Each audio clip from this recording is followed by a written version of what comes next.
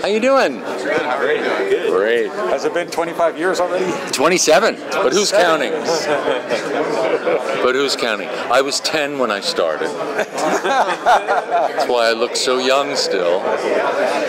Voice hasn't changed a lick? Not a bit. Now, can I ask, I'm sure a lot of fans have told you, like, you kind of grew up with your voice as Batman. I sometimes still read your voice. So how does that feel to be kind of so permanently associated with this character? Yes! The brainwashing worked! No, I get them at a very young age, and then I brainwash them really well. So they'll be fans for life. No. I'm so proud to have been a part of it for so long. You know? It's such an amazing character to be a part of. He's so resonant in the culture, you know? People love him. He's the only superhero who has no superpowers. All he has is his wits and his passion to do good. And that really resonates with people. So I love being a part of the character. Thank you. What's your favorite episode of the show? I loved Perchance to Dream. It's a great episode. And I loved Mask of the Phantasm, the movie. I think it's the best Batman movie, even of the live-action movies. He's such a complicated character. I love any of the stories that deal with the genesis of how he became who he is. As an actor, it's the most fun to play. So both of those dealt with that, particularly Perchance to Dream, because he's drugged and he goes back into his childhood. And I did the voice of Batman, Bruce Wayne, drugged Batman, teenage Bruce Wayne, and then Thomas Wayne, the father. So I did 5 voices in that episode. That's just fun for an actor to be challenged that way. Since the show is being developed at the same time that Tim Burton is, did you look at Michael Keaton or some of his previous portrayals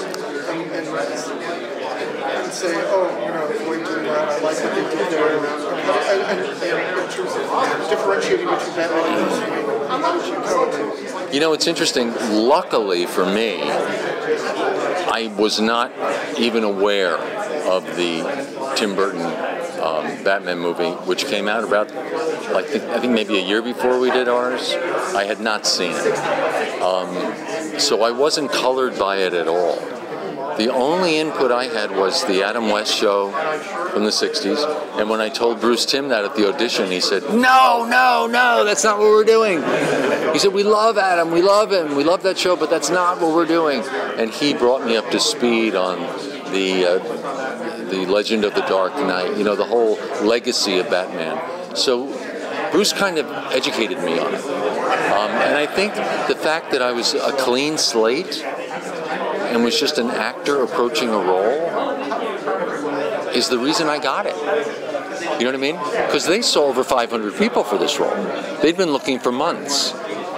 But I think everyone was coming in with all this preconceived notions and anticipation and trying to do something. And I came in just winged it in the audition, putting myself as an actor in that situation. So luckily, I had not seen the Michael Keaton movie yet. So I didn't have any of that Tim Burton input. After I saw it later, I thought, oh, this is kind of the world we're creating, that darkness. Ours is more noir. It's more gritty. But it was a similar dark quality. How did you draw on to separate Batman and Bruce Wayne? I said to Bruce Timm, look, because again, I had no preconceived images. I said, wait a minute, he's the richest guy in Gotham, he's the most handsome, he's the most eligible bachelor, he owns half the city, he puts on a mask and no one knows it's him? Seriously? Is this a joke? I mean, couldn't we make it more convincing disguise? You know, let me try and do a slightly different voice. Why don't we do it closer to my own voice? And then I had this image, wonderful movie I loved from the 40s called The Scarlet Pimpernel that Leslie Howard did. And he plays a Robin Hood character who is a member of the aristocracy, and he by night, he's Batman. He's avenging. He's a Robin Hood. But by day, to be in disguise, he's a fop in the court, a total fop. But it's all a performance. But no one takes him seriously. So he does that in order to be able to do what he's doing at night. I thought, wouldn't that be interesting as Batman to make Bruce Wayne more of a sarcastic, humorous, and then I started thinking of David Niven type quality, and I put a lot of that into it. And the early episodes, there was a lot of sarcasm in Bruce Wayne, and then they kind of rode away from that because the show became darker and darker.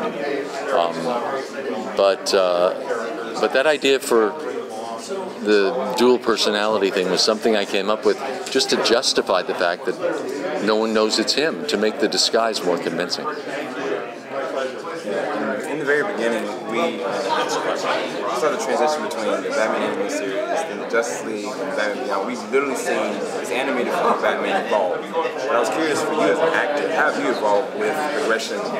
That's a good question because people always ask how's it evolved over time.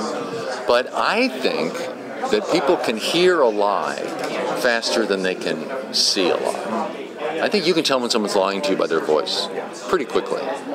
And the audience knows the character so well that if I wasn't to be true to the character, if I was to phone it in, they'd know in a heartbeat.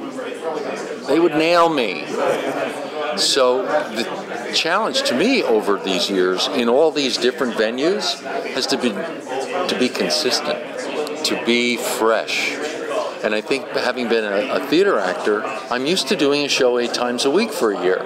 And you have to learn how to make it fresh each night. Each night the audience comes in, it's the first time they've seen it.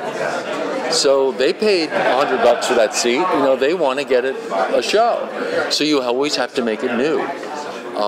So the challenge for me has been to keep him rooted. And the trick for keeping him rooted was, for me, that I learned early on, is that Bruce Wayne is the performance. Batman is who he is who he became out of this tragedy. He puts on a suit to face the world, and that's the performance. Isn't that interesting? I've loved discovering that. Bravo. Thanks. You're gonna love saying hi to